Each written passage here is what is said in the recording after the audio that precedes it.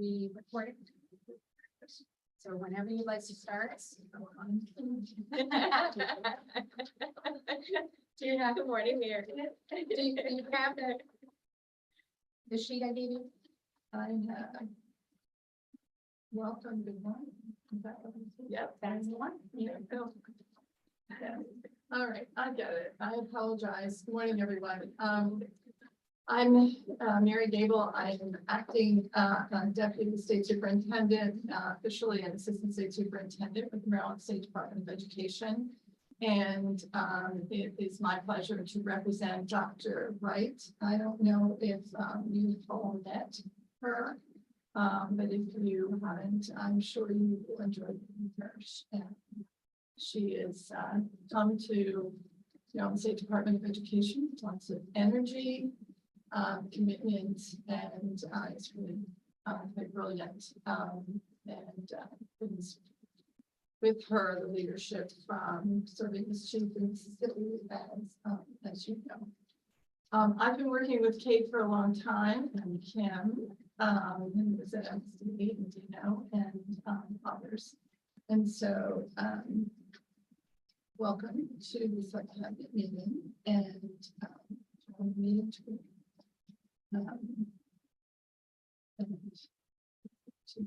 Kate.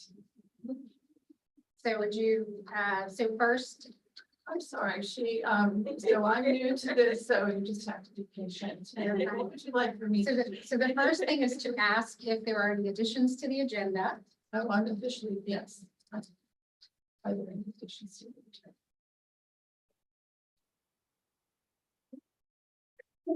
If not, we take votes on agendas, or what we do?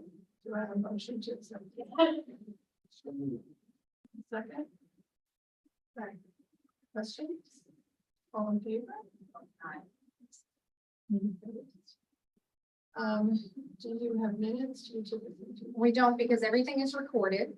Everything is recorded, streamed, and transcribed and posted on our website. So you do not need to approve agendas or minutes, excuse me. So then I go to, although there are no items scheduled for vote. There is. So we'll kick it off for you. Before you get started, just to note for the minutes that there is a quorum of the board. Oh, yes, thank you. You're welcome. Do you want to switch back to the agenda? Yep. So we have a few things to go over today. First, I'm going to give a quick update for the agency itself. We're going to talk a little bit about the summer conference that's coming up. Gifty's going to walk through the governor's allowance for the fiscal year 25 budget. We're going to go through legislative sessions, some of the bills that have come out so far in 2024 that impact school safety, and I will say there are quite a few of them. We're going to talk about some progress that we're making on current priorities. If you recall, in the annual report that was published at the end of the year, we identified 4 key priorities. We're going to talk about where we are with those. And then we're going to talk about some other key initiatives that the agency is working on. So first, I would like to introduce, we have some new team members to MCSS, so we're very excited. So first, he's not here with us today because he's training. He's at one of our school resource officer trainings that's happening this week. So Jeff Smith comes to us from Talbot County Public Schools. Those of you who were here in, was it November? Jeff presented. They were here at the November meeting. Jeff was the representative from the school system that talked about the good work that Talbot County was doing. So we have, he has joined us as of December of last year. So we're very excited about that.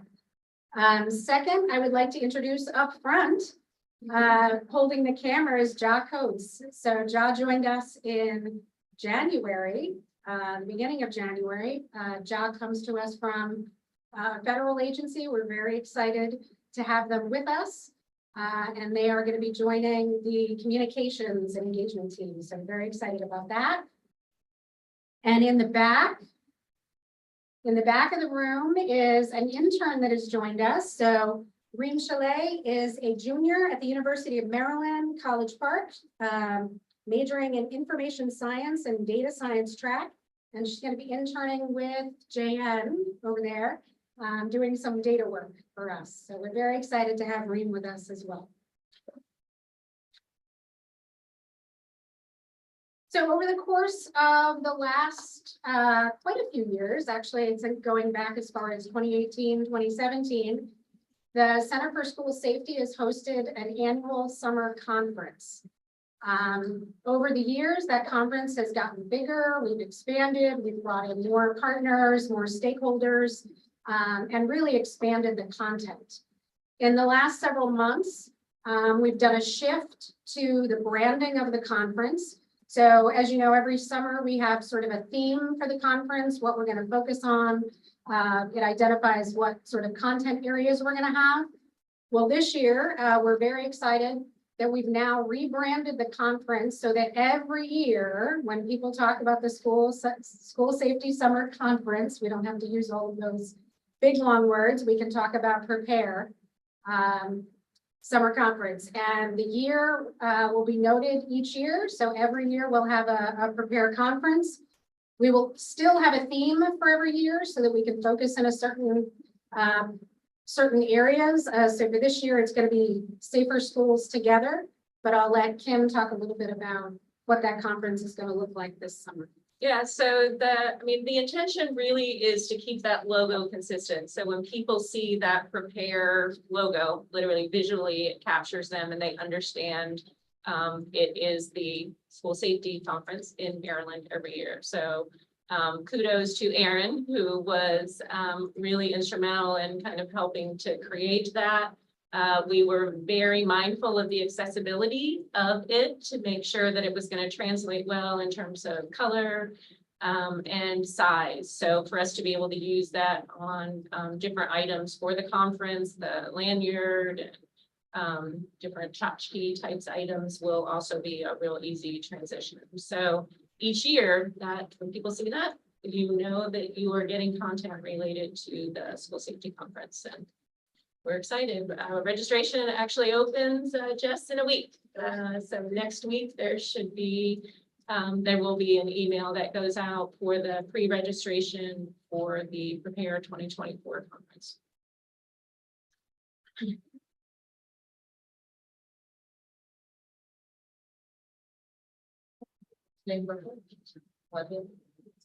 Virtual blended. No, it's in person. Yep, Turk Valley. Okay, good morning. Again, my name is Vicky Kwashi. I will just provide a very brief overview of the FY25 governor's budget allowance for MCSS. You have a chart. I believe that the bottom of the packet that you have is just a one sheet picture. So it just provides a summary of MCSS's budget, and we broke it down. On the left of the chart is all of our operational budget, and on the right is our grants budget. And so as you can see, as far as the governor's allowance for our FY25 operational budget, we have 3.4 million. And as you can see from the chart, a larger portion of that is salary, followed by our contractual services. There are two major cost factors that make up our contractual services, which are our payment to MDEM annually for the provide staff to manage the tip line. And the other portion of our contractual service cost is for MCAT. As you know, we are required to be housed here at MCAT, and they provide us, aside from rent, they provide all of our IT or relevant IT services. So we do have shared costs with MCAT every year. And the other factors when you think about contractual services is, speaker payments that we do every year related to the conference, and there are some other contractual agreements that we have with other entities that inform that number. So aside from salaries and our contractual services, everything else is pretty much even year over year. A lot of that is based off of our expenditures from since FY 2019. On the right is our grant allowance. Now, if you look at the SR grant, just to clarify, provide a distinction, it does show $20 million, but the SR grant is only 10 million. Most special funds have dedicated special fund sources, but our SR grant is funded through special funds. So we give out the awards from the special funds, but it is funded with general funds. So it shows a full expenditure of 10 million in the general fund, but we actually award the grant from the special fund side. So that's why you see $20 million for the SR grant. We also have $3 million, of course, for the Hit Crimes grants, $600,000 for the Safe Schools Fund grant. And we included in our request for 25 a new grant, which is the preparedness grant. That request is based off of different critical life threatening incidents and reports that we have reviewed and determined that this is a grant that VLE is produced. So all of that, including the operational budget, is what our request is. But as you know, we are currently going through the legislative side of things. So it is very likely that when we do get the legislative budget by April, that things might look a little different than we have now. And with that, I will welcome questions.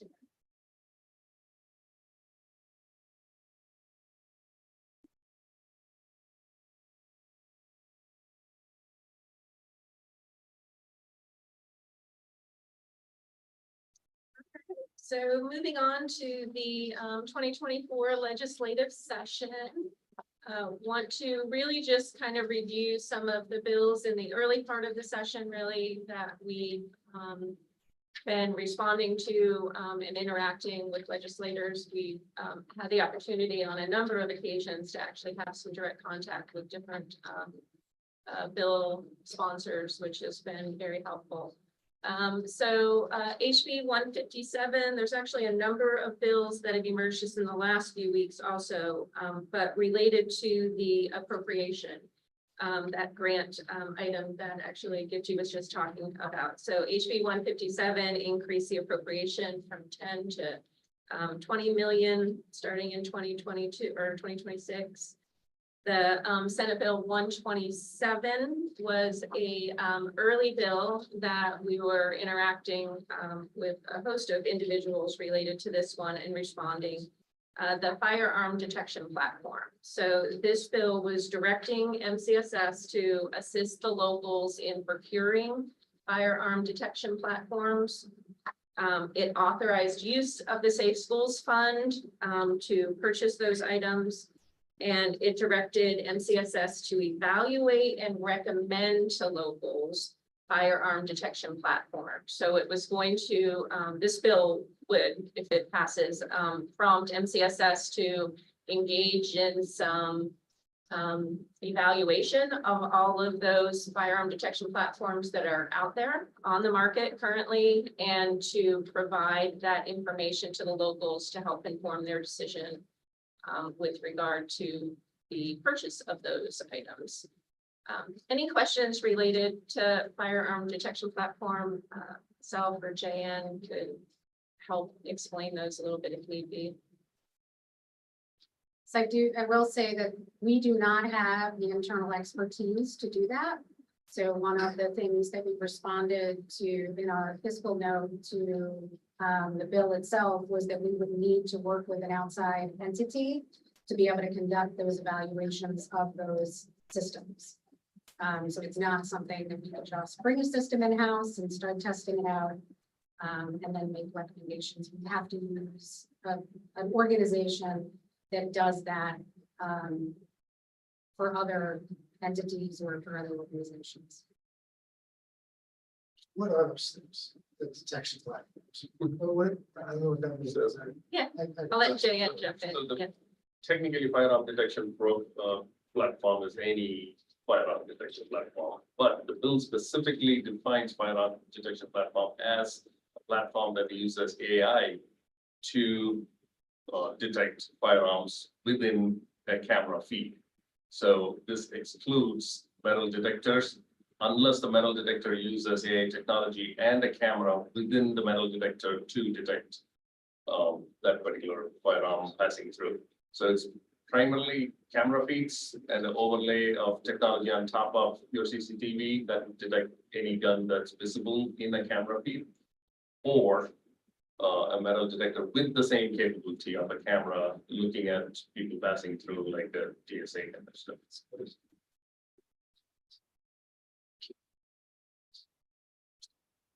All right, so moving on, House Bill 416, Senate Bill 432. This was actually it was House Bill 515 last year that we responded and worked closely with Delegate Solomon related. It was cross-filed this year. And actually was heard last Wednesday. So the testimony, the hearing in both sides, the House and the Senate side, occurred last Wednesday. It would require MCSS to collaborate with a research entity to study the effectiveness and impact of active shooter safety drills. And then from that information to develop some statewide guidance or statewide recommendations on active shooter safety drills. It requires us to collect information from the LEAs related to the impact of those drills. It specifically is looking at the impact on students, staff, as well as parents. Also listed within the bill, and this is for MSD or MSD partners, a bill that we would be working really closely with them. There are requirements within this bill that ensure that the use of any sensory simulations, so the use of noises that replicate gunfire, the use of anything that simulates an active shooter event cannot occur within schools as part of a drill or training practice. So it actually requires that those things do not happen. I think that's kind of one of the big things. The other element actually at the end that was a little different from 515. So 515 last year directed MSDE to work with MCSS to develop safe gun storage, a annual information type of publication that could go to all the LEAs for them to distribute to their parents once a year. This year, actually in 416, the onus is solely on MCSS. So the MSD is not involved in that other than maybe helping us to distribute. It's really MCSS working with the state police to create this sort of informational document that outlines gun storage laws in Maryland for parents to be aware of too. Anything else in that bill? Yeah, the only other thing is it doesn't, so the sensory restrictions that Kim was referring to is only while school is in session. So it does not prevent law enforcement responders and school systems to participate after school hours in that tactical type of training. So it's only during the actual school hours. House Bill 472, Senate Bill 540 is a school mapping data program bill, actually establishes for the first time and has some requirements inside of it related to how locals can access money. It actually directs MSDE to develop a grant program for school mapping, and then for MSDE to get the money from MCSS to give to locals.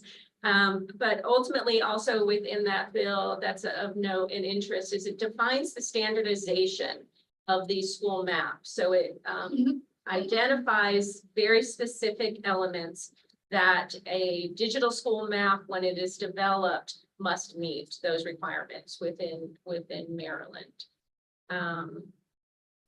Yeah. Any questions on either of those? Yeah. Just to pardon my ignorance, but are we literally meaning like a physical map of it in a digital form? Not a, what do we have in the way of data out there? But physically, okay. Yeah, and I'll let Jan also, he's great at this mapping stuff. So to answer your question, it's both a digital version of a map in geographically information science terms Mhm. that will be compatible with routing, like Google Maps kind of stuff, where will be compatible with the police routing system for their emergency response, their CAN autonomous system. Okay. And so all those digital side is to make sure that it's compatible with all those systems. So digital data to be able to put in that map. And then also a physical map, like we said, the ability to print out a physical map in terms of an emergency and take it to the scene or send it to people. And just as a note, all of these bills that involve us, we also, MSDB also responds.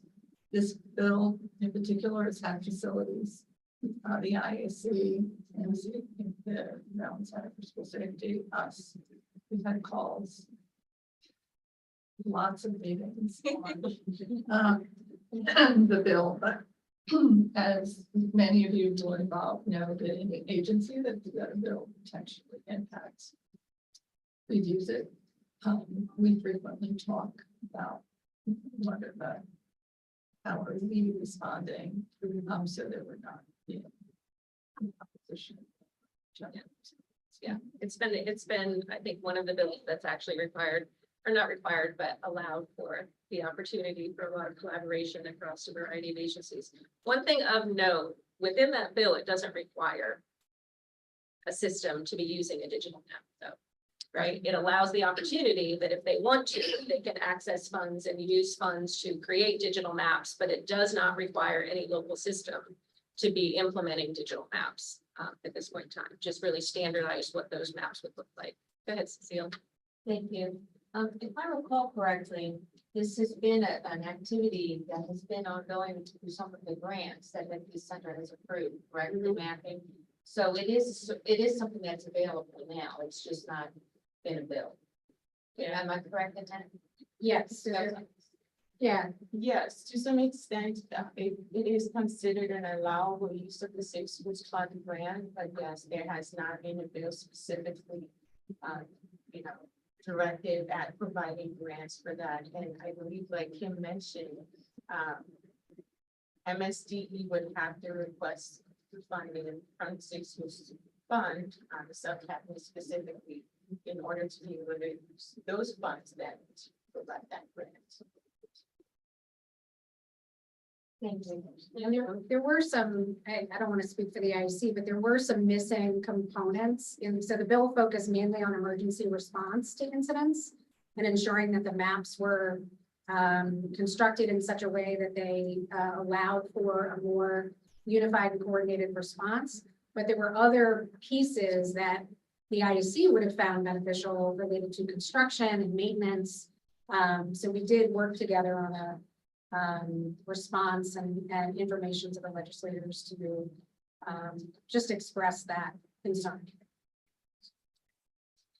All right, Senate Bill 756 is again related to sort of funding, but has some other additional components. So it requires MCSS, MSD, and IAC to review and promulgate guidelines on the state of physical security in schools by July of 2025 and every 2 years after. It alters the amount of funding from the 10 million to the 20 million. And it also alters the use of the annual funding for LEAs to enhance school safety. So it increases the allowable categories from 10 to 15, actually. So it broadens some of the allowable uses within Senate.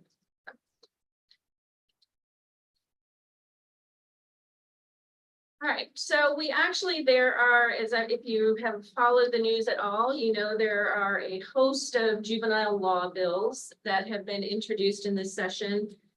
We've tried to really just sort of boil those down into those that we see potentially have a direct nexus to our to school safety, our SROs and our building leaders. So reviewing some of those, and I will ask Janine to jump in and help me at any point in time understanding these, but Senate Bill 326 relates to the questioning of juveniles. This particular bill looks for, so under these conditions, that law enforcement officer may conduct a certain interrogation of a child if it's reasonable to believe that there's a threat to public safety or probable cause to believe that the child committed a crime of violence or a crime involving a firearm. Law enforcement has to have made reasonable effort to notify the parent prior to that interrogation occurring. And I'm gonna go through the next one too, and actually the next few, because they all are sort of similar but different, right? So Senate Bill 120 also speaks to the custodial interrogation and how that can occur. So the bulleted points here that we really have is the child can consult with their parent prior to consent to the interrogation. And the child and parent have to jointly consent to not have an attorney present. And the parent has to consent to not have an attorney present for the interrogation. If those three conditions are not met, any information that is obtained during the interrogation can't be used. So actually, I'll pause there for any questions or clarification. This particular bill, Senate Bill 120, is really aimed at allowing parents to consent to interrogation without an attorney. So the previous amendment to the previous law that was enacted last year required that the child have a consultation with an attorney before any interrogation could occur. This is aimed at allowing the child's parent to consent to an interrogation without having to consult with an attorney. All right, Senate Bill 52, House Bill 319 is the Juvenile Justice Restoration Act of 2024. And again, looking at it, alters a couple of provisions. There's a number of things inside of here, but the two of note that we really kind of teased out is the age of 10. So child age of 10, crime possessing or using a firearm, that's a decrease in that age. And also any crime if arrested on 2 prior occasions. So if the individual has been arrested prior for the same offense, correct me if I'm wrong, Janine, or any prior arrest on 2 occasions, can also become part of that. Yes. So this bill is aimed at modifying, or not modifying, but addressing the legislation that was passed last year that put a limit on kids being charged with offenses. So as you know, there's legislation in Maryland that says that any child that is under 13 cannot be charged with a crime. And so this allows some children that are under the age of 13, but at least 10 to be charged with a crime that's related to certain offenses. And then the sort of last one, which to some degree becomes a very, very large bill, pulling some of these items together also, is Senate Bill 744, which is the juvenile law reform. So again, we see the child who is 10, brings that down from 13, and committed certain acts, shortens the period of time that an intake officer has to make a determination. So they have to now make a determination at on or before that 15-day mark. The act of a child under 13 that commits an act that results in a death have to file a petition that delinquent or in need of services, allows the child to be placed in detention when already under supervision of DJS, and the act, if committed by an adult, would be subject to imprisonment of more than 90 days. Increases the allowable probationary terms or limitations, and it defines the members and activities of the Commission on Juvenile Justice Reform and emerging and best practices. There's a long list of individuals who become part of that commission. So this bill is aimed at a more comprehensive overall juvenile justice reform, not just related to interrogation of kids or charging, but more also related to intake with DJS and just more comprehensive overview of the whole DJS system. So any questions on those juvenile law bills? We'll move on just to some other unrelated. Providing the fiscal note on this. The fiscal note, we were not asked to do the fiscal note on those. Yeah. We've just really been watching those from the right impact on our SROs in particular. But on the previous list, the direct impact. I don't think we did not have to do a fiscal note on any of the juvenile. No, but the ones with direct impact, we did. Right, so the direct, that's what I was planning. Yes. Here, the direct impact. We did. Mhm. Yeah, we've had about 7, I think, total bills that we've had fiscal notes for. Yeah, as of last week, there were 2 that dropped last week, so, huh? My division. I know, right? is in the fifth, Right. We're in 65. Got 10. You got 10 over the weekend? I'm so happy. That was a side. It's just keep going. All right, and then just some other bills that we're watching as they'll have some impact upon local as it relates to school safety. So House Bill 399 was very specific to Prince George's County in the use of metal detectors. Establishes actually that the governor allocate $100,000 annually for high school metal detectors in Prince George's County. House Bill 18, reporting arrest of students, the alterations. So again, this would require some interaction with MSDE, us kind of working with them on how that information flows to us and through local systems. And House Bill 303, have just been watching this one related to persistent aerial surveillance.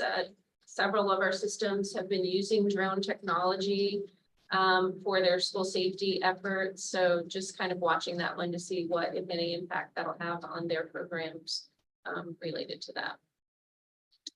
That's kind of it as a very, very small summary of some of the bills we've been looking at. Any questions before we move on to those? Thank you.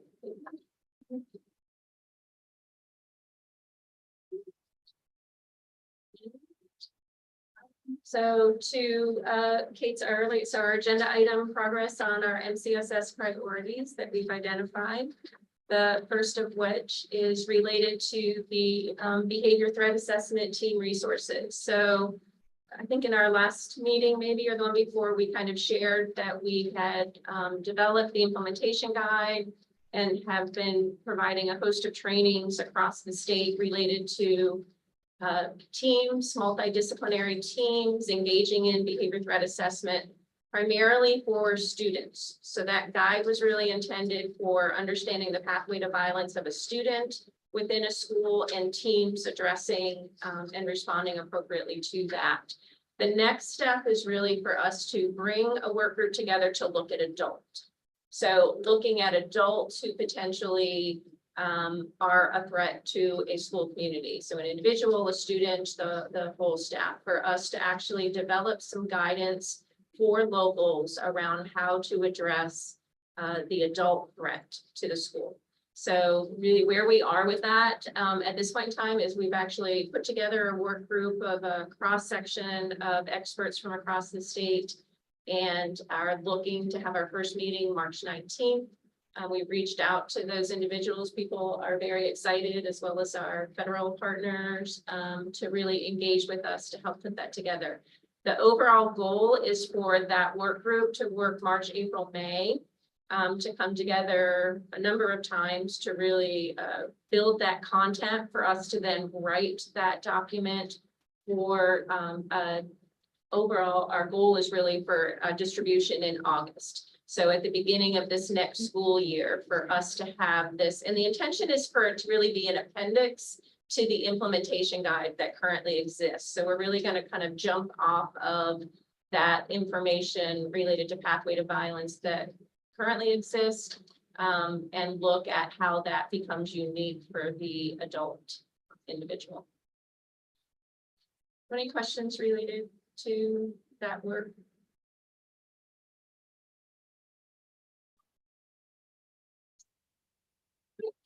Gino and I will share. So the state coordinated response and recovery planning is also one of our major priorities for this year. This has become even more apparent, right, as a result. So the Uvalde, the Department of Justice report from the Uvalde, Texas incident was released maybe 2 months ago, 6 weeks ago. And the recommendations from that, if you can imagine, was really several pages related to the coordination of effort. That major failure really was that those law enforcement agencies had not engaged in training prior, drills and training. Prior had not really, there was no concerted effort in terms of how they were coming together to make sure they were prepared to respond to an active assailant type event at a school. Our planning started a little over a year ago, watching and reading active action reviews of different incidents, both in the state and out of the state, and also looking at personal knowledge from several of us who have law enforcement backgrounds, how people were working together and sometimes not working together, working in silos. We wanted to break those silos down, at least at the state level, so we weren't duplicating services, and we were making sure the state was providing comprehensive resources as needed to the local education agencies. So it's come to this now where we morphed into the contractor we're working with. But what do we do to further this? So last spring, Last spring, we're a group of individuals from all different LEAs and the state met in Frederick, went over different scenarios and how things were responded to by those different agencies. And now we're coming to the point now where May 10th, we're going to have a statewide event hosted by MCSS. Local jurisdictions will come together at a central location convenient to themselves. And then we'll engage with them in the exercise in a virtual meeting space. They'll designate a primary contact person to coordinate engagement, participation of their local partners. So we're trying to bring it together are the LEAs, emergency management, local fire and rescue, local law enforcement, all coming in and working together on a scenario. But the exercise we led to action here in this room, and local teams, they'll participate remotely. Facilitators for the exercise will be emergency management experts whom we've contracted with. They'll do their responses, writing to themselves, to come back after a short break during that day to respond back on how they would handle within their jurisdictions. We're excited. yeah, so I just want to, so this effort really began with MSDE and Mary's team. So we've been meeting honestly monthly for the last over a year to really look at the coordination of effort internally within local systems. So for folks to also understand that in small systems, there is a nice coordination between the safety and security division and school leadership and system leaders. In larger organizations and some of our larger jurisdictions, there isn't always internal coordination, and then also looking at those external partners. So we recognized well over a year ago the value of us facilitating this coordinated effort and really making sure that it is happening, to not just make the assumption that locals are coordinating internal as well as their external agencies. So this is really kind of the next step. Our hope and plan would be that we would do this type of exercise where we at MCSS with MCSS and MSD are facilitating a exercise that others can be participating. So there's value in us identifying that day, right? And really leading them in making sure that they're engaging with a coordinated exercise with their teams. So this would be hopefully one of a biannual that we do this really twice a year would be our hope. So at this point with this on the May 10th exercise, we're really focused on public schools. So for folks also to know, the plan would be that we engage with our private and our non-public schools over the summer, that we look at also kind of replicating that exercise and create some of those opportunities so that every student is being educated within an environment where we can have some degree of feeling good about, I'm not gonna use the insure word or a sure word, but that we have made our best attempt that people are coordinating services. So questions on that measure or action or comments? I just have one comment. Can you know that there's a non-public meeting that's held about quarterly? Would it be appropriate?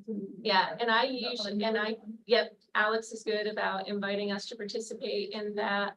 And then we actually, so MCSS also hosts a kind of non-public private meeting monthly. So we definitely have some good contacts. Yeah, and they have been very vocal about saying we need help doing this too. Yeah, and that's why, I mean, some of the other preparedness related initiatives that we've had, we've opened it up to every school, right? So it doesn't need to just be, I mean, what Sandy's going to talk about on Safe Schools Maryland, Are We Ready tabletop exercises, the facility assessment or evaluation materials that Ron's team put together. That can all be used by public, non-public, private schools throughout the state. So that's really our goal, is that everything we do can be used by the entire school community in the state. So are you regular on that agenda? I think you are, right? Yeah, I'm usually at the end, so, but yes. But if you were gonna do something in the summer, you definitely want to get on the agenda for the spring. Yeah. And barn too. So we always appreciate Dr. Wright and yourself advocating for that too. But they are very good. Yeah. And our Safe Schools Maryland anonymous reporting system, Sandy. Good morning. So Safe Schools Maryland, our anonymous reporting system or tip line is always available. We are moving forward. So the data for this school year to date, as you can see, we've had 489 tips. So we're actually up 13% over this time last year. The web page or the web form still is the most popular way for people to report, followed by a tie of the app and then reporting via phone. So listed in the chart are our top 10, our top event types, categories of tips, with general school complaint leading, assault or intent to harm others, bullying or cyberbullying, which this is probably the first time that's not in the top, the number one spot. That really has been our number one, but is, you know, a focus. And then to note with planned school attack and guns. So the kind of the difference in those two is that planned school attack mentions more of a shooting up the school kind of quote, or a group that's going to be attacked, versus where guns, when that's reported, it's generally somebody is either in possession of a gun or there's a threat to a single person. So that's kind of the difference in those two. You know, we have drug tips, building security, bus safety, and then inappropriate behavior or language, child abuse and neglect, and then everything that came after that. Any questions for Safe Schools Maryland? Yes. These are all the complaints. Do you get any kind of follow-up on whether they're sustained or not? You know, whether there's any, well, whether there's any truth to this. So, I mean, these are the complaints, right? But is there any kind of reporting for the back? Right? So the schools are to go in and document kind of what steps they took And if it is unfounded, there's a box to check that. So some of them are still in the process of closing out their tips. So it's Sure. kind of an ongoing process. Right, this is the current year. so- Right. Right. And Sandy, how many private, non-public schools are participating at this point? I think in total throughout the state, we probably have about 85% of all schools in the state participating. So we are still working to get those non-public and private schools on board. The biggest struggle is that a lot of them don't know about the Maryland Center for School Safety, so that when we contact them, they don't know that we exist. They think this is a sales call. So we're trying to kind of get that information out there and spread the word that this is a free tool for them to use. And to help them to know what's going on in their schools. We do have some school systems that do a really great job of advertising Safe Schools Maryland. We have some that either have their own systems, so they advertise their systems versus ours. But we are working slowly with some of the public schools to try to get really get the information about Safe Schools Maryland into the hand of the kids. Not necessarily, right, the school or the school system, but also making sure that the kids are. So Sandy and Britt are doing a really incredible job of getting that training out to the participants, the back end training, as well as the training out to the kids. And to follow up on that, there actually was a bill that just dropped on Friday, correct? HB 1394. So that would require each county board of education to provide students in grades 6 to 12 with the telephone numbers for the 988 suicide and crisis hotline, as well as the Safe Schools Maryland's anonymous reporting system. So they're asking that that be printed in student handbooks as well as on school ID cards.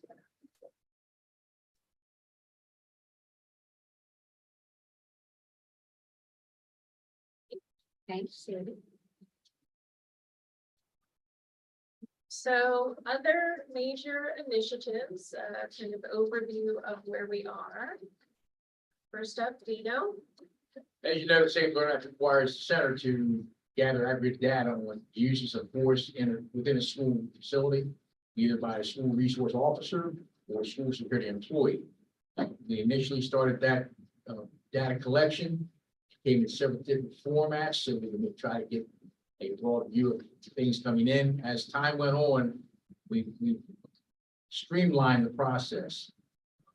Jane's created a form for them to use online and a link for the law enforcement or the school resource folks, the school security folks to report their data.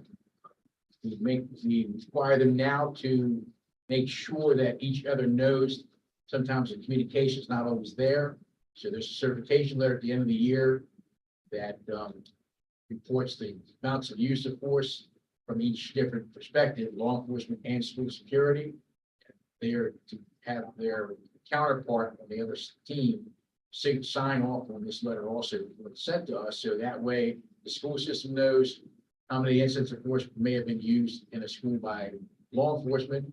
Law enforcement knows what may have been used also by school security personnel. So that way everybody's on the same page per se, knowledge.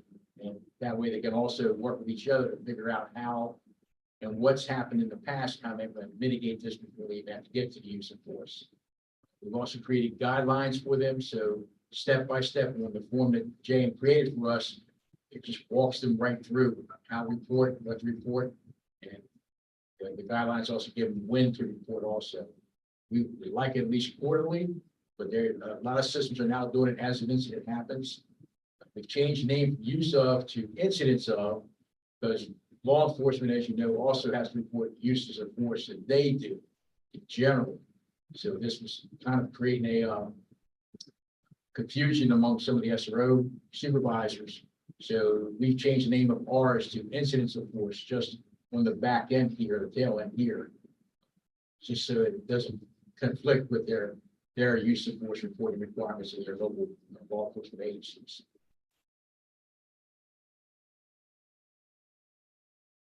Questions? And just a reminder, that data is available in the annual report every year. If you have not looked at the annual report or recommended others do so, know that that's there. Okay, so guidelines for critical life-threatening incident, this after action reporting. So we're gonna have the opportunity now, take the opportunity to demonstrate for you a resource that we have just published. So in January, it has gone live on the website. So a couple of reasons for this as we show. Yes, Aaron, you're welcome to go ahead and move to that. So conducting an after action review is something that is required for our locals to do following a critical life-threatening incident. That being said, it is also a really valuable practice for any school to do following any type of event, drill.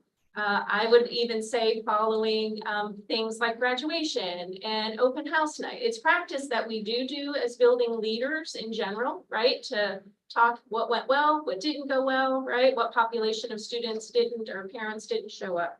So we've developed a tool to do a couple of things. So to number one, kind of increase knowledge across the state with all of our school-based leaders related to how to do an after-action review, what it is and how to do one well.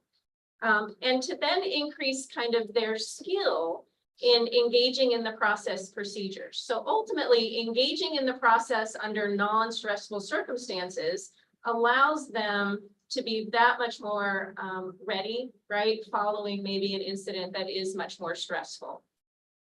And then really kind of the last purpose is that we also kind of in the very beginning, this was about making it easier for our locals to conduct this after action review meeting after a critical life-threatening incident, and then to create the report.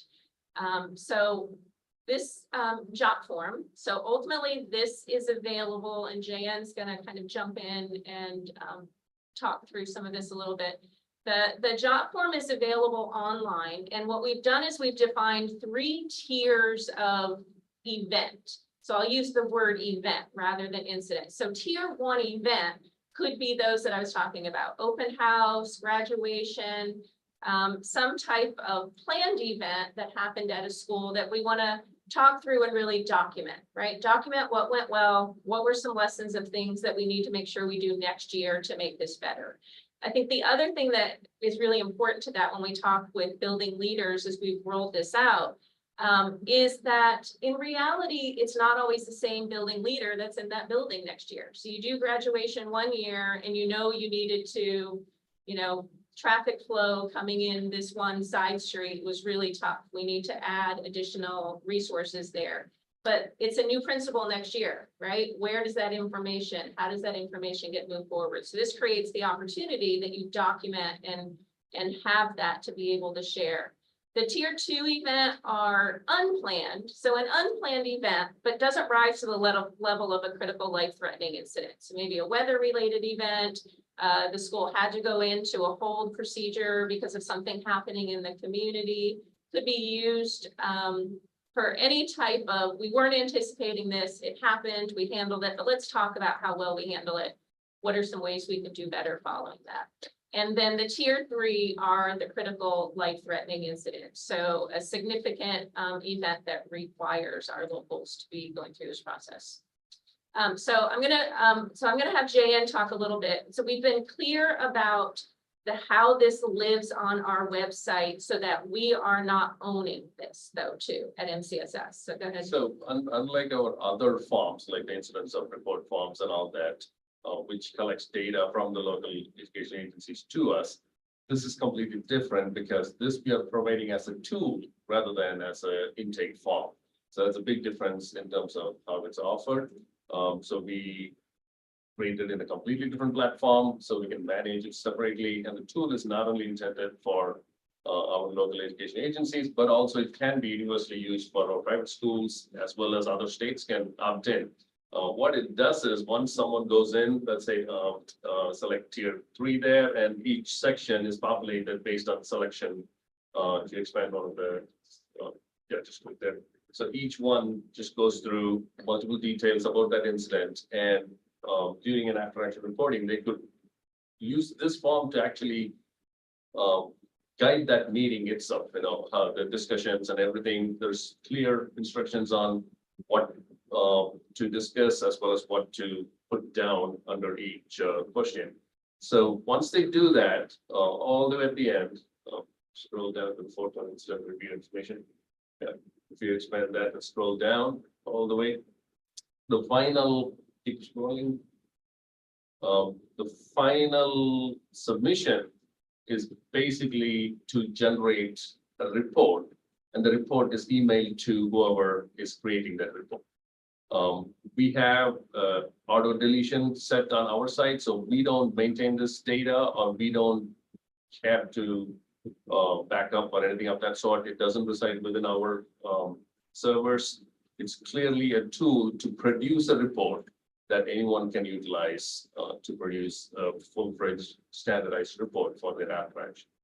And say for now is they fill up some stuff, they can come back using a link, and it will remain active till they hit the submit button. The submit button triggers the email with the PDF attachment of everything they submitted. The PDF is formatted so that a lot of the extra tips and all those instructions are not within the PDF. So it's in a format that can be submitted or go up the chain for everyone to review.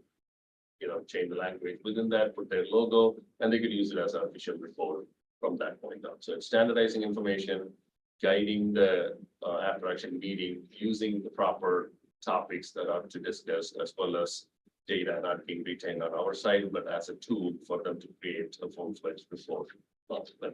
So Erin, can you scroll? Thank you. You're doing a great job scrolling. So scroll back up to the successes piece. So one of the elements that we really want folks, and this kind of goes to our priorities as well. We really want our locals to start.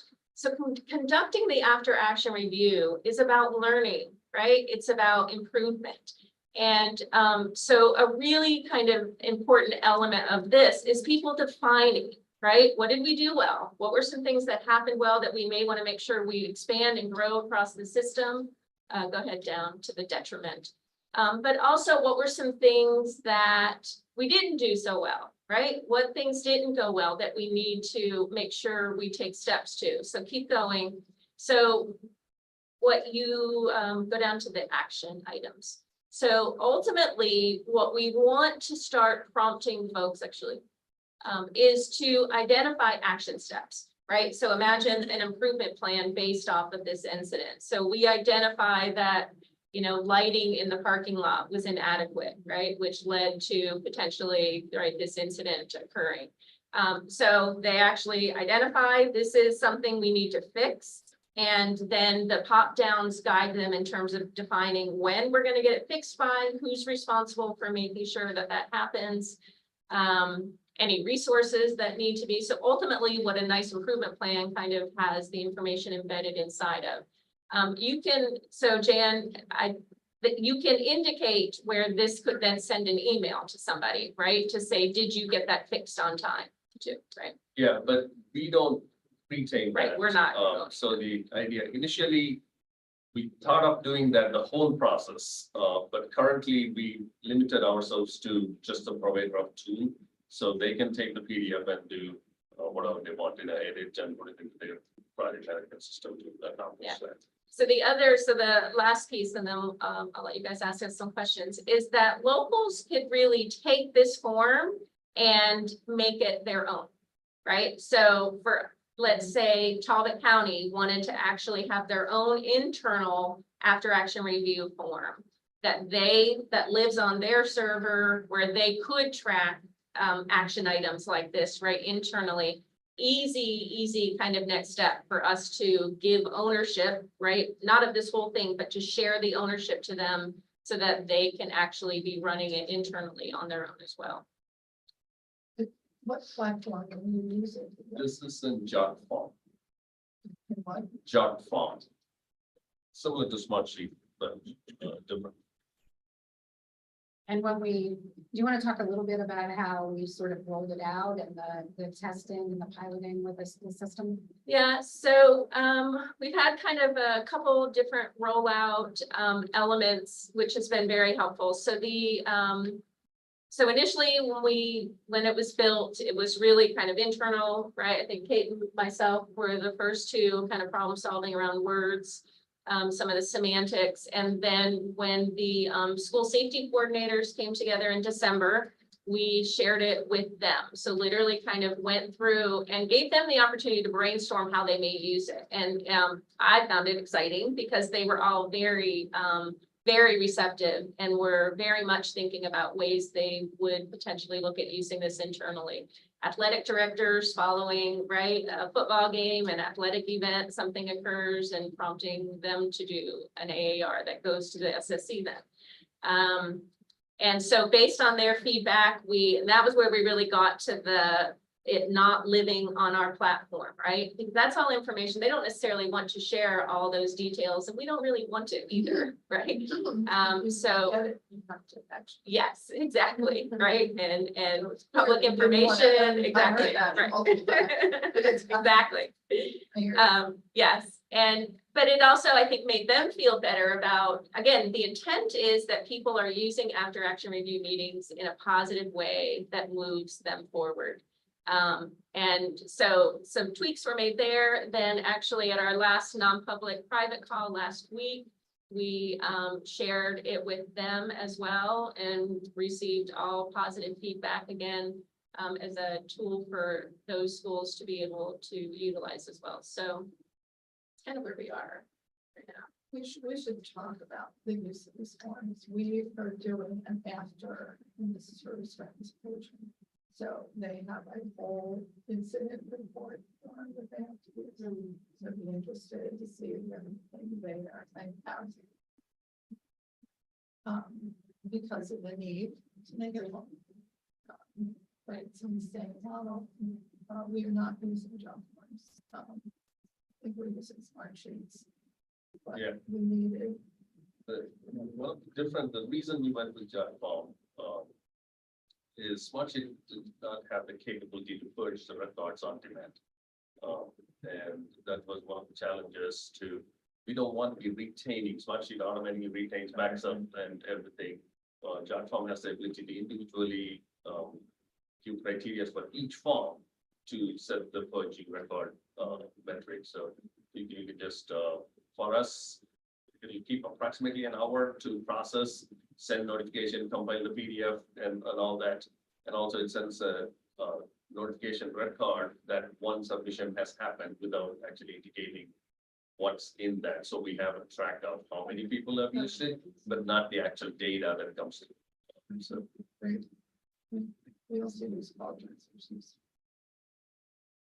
Yeah, and one of the some of the feedback that we've had over the last couple of years, especially related to reporting these critical life-threatening incidents and the after action reports they have to submit, is they were asking for a template. Sure. Right, like, so give me a template so I can submit this and I'm giving you all the information that you requested. So this helps them do that, makes it a little easier, but still gives them the ability internally to run it up any chains they need to, get things signed off, approved, without, submitting it to us without having somebody taking a second. So actually, last thing, so Erin, if you could just scroll down to like the incident, go to the incident drop down. So like, yeah, incident overview. So if you scroll, go down through.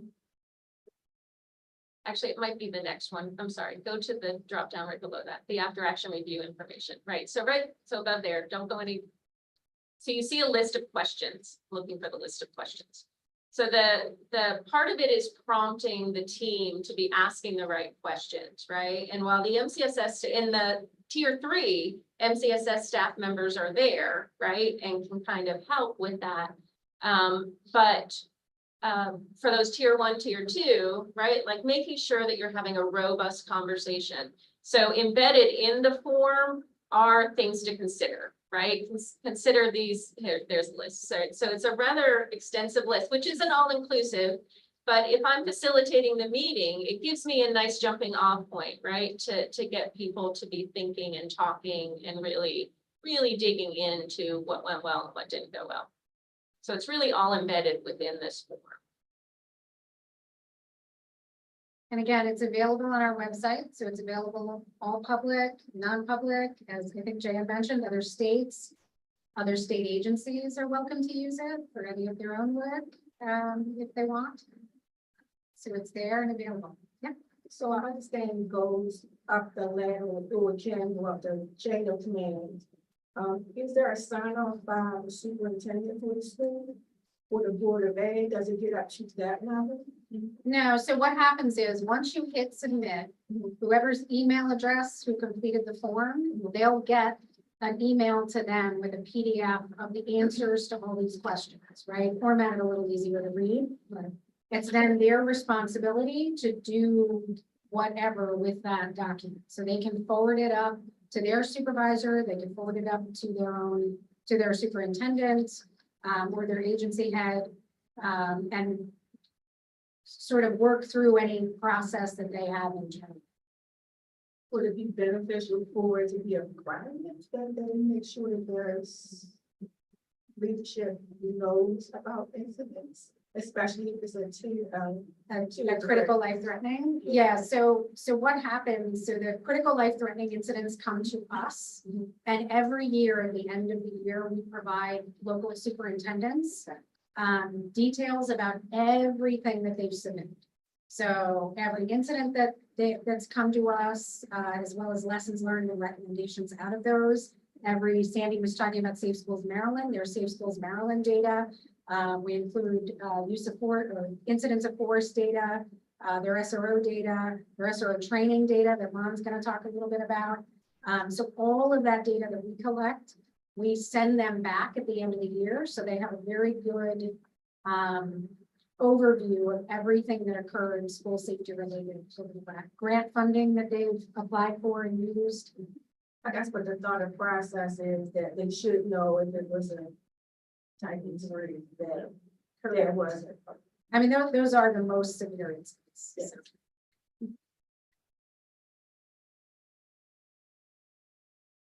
Yeah. Thanks, Erin. Thank you, Jan. Sorry.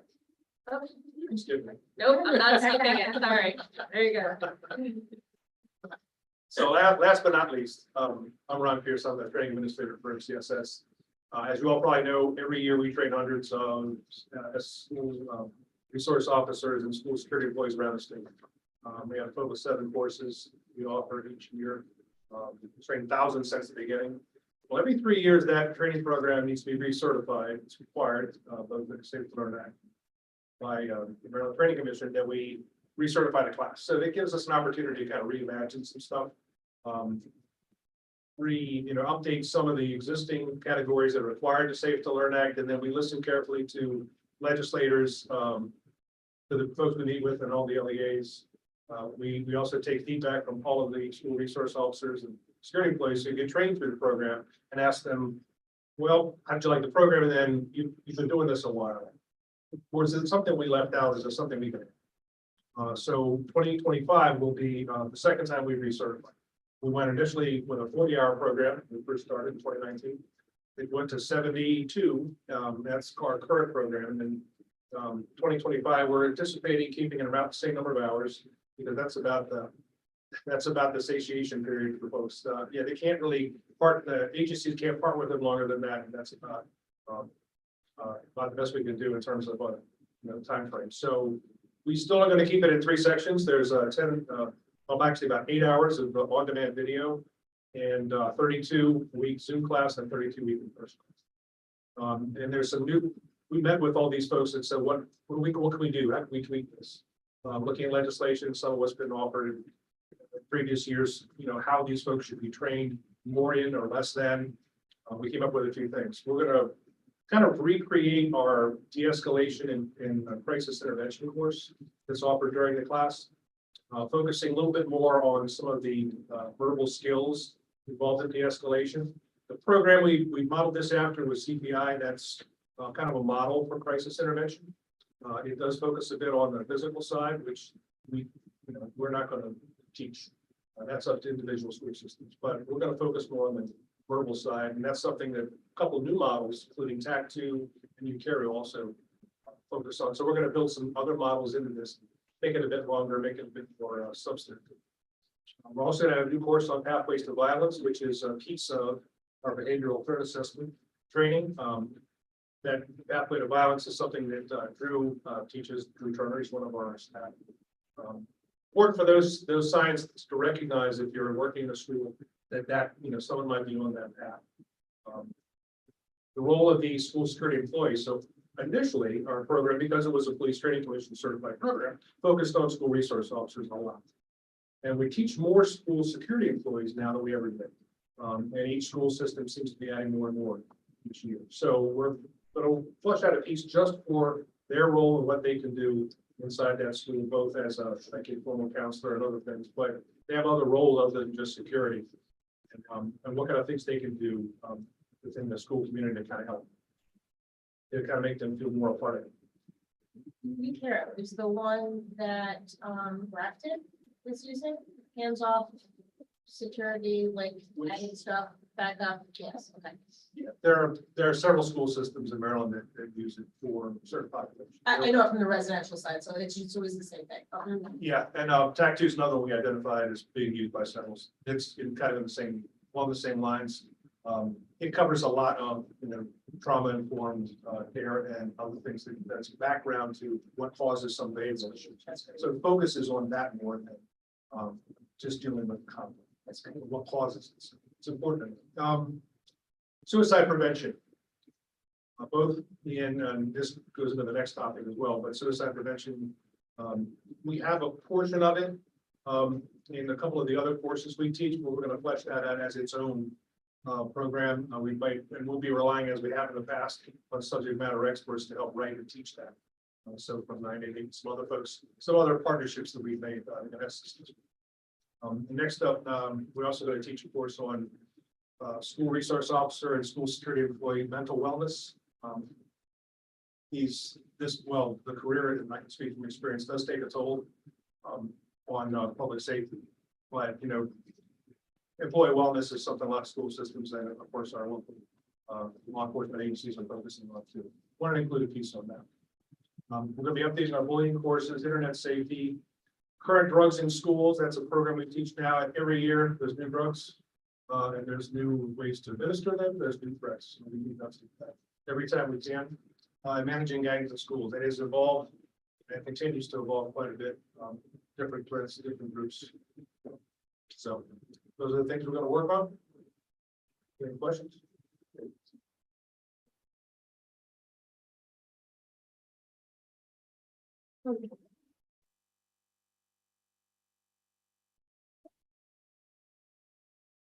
Dino, do you want to just mention the? Yes, Louisiana State Legislature created their own Office of Center for School Safety recently under their Homeland Security Office in the Governor's Office. They were doing their research. They hired Louisiana State University to help them write a strategic plan and get their center up and running. They contacted us and we'll be meeting with them tomorrow here, going over kind of crosswalk their legislation and the Safe to Learn Act. There's several areas that they intersect. So we'll be assisting them with hopefully getting baseline for their school center of school safety up and running. But they've already hired a director.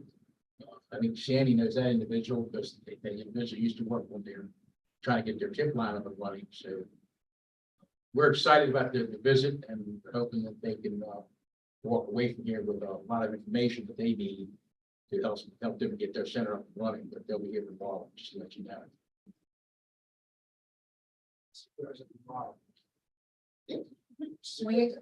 People have been contacting us for the last several years, not just our SRO training, our Safe Schools Maryland administration, some of the programs we have. So that's the other reason a lot of the things that we do, we've been posting publicly on our website so that they could be used across the nation and not just, right? But I'm not a huge fan of reinventing the wheel. If if it already exists somewhere, right? So we are huge proponents of collaboration, sharing information, and not, hopefully not duplicating.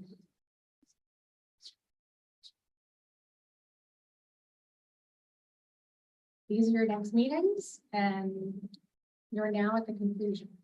Thank you. You're welcome. Okay. I just want to thank you for all the briefings, because I think it's really, really valuable. Certainly valuable for me personally, in terms of what we do at MSCD, and to have as a partner. There is a lot of legislation happening right now. But there's a lot of things that I think dovetail together. Ron, you should be right on Friday. We're talking about you a lot. Is it good or? It's fine.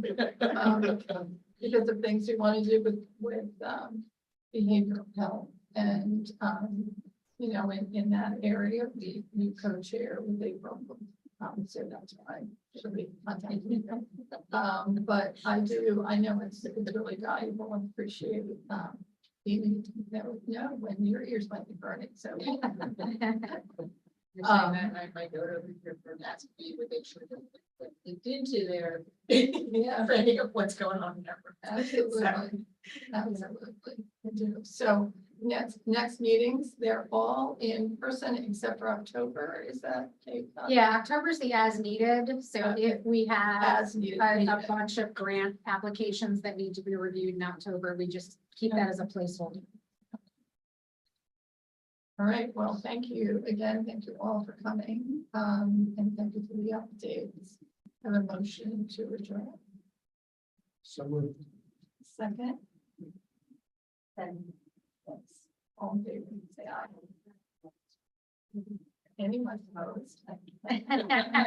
Thank you all. for Coming, thanks, Dave. Thanks, Tim. Thank you for being here, Mary. We appreciate it.